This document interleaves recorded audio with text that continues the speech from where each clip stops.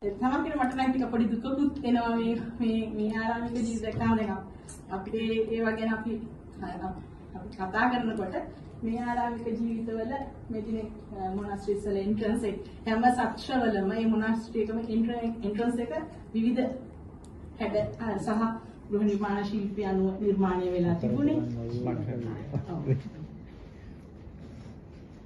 ඒ වගේම ඒගොල්ලෝ ඒ සත්‍ර වල ඉන්න අය ඒගොල්ලෝ ආරක්ෂා වෙන්න ඒගොල්ලන්ගේ ජීවිත නඩතට ඒගොල්ලෝ එක සිස්ටම් එකක තමයි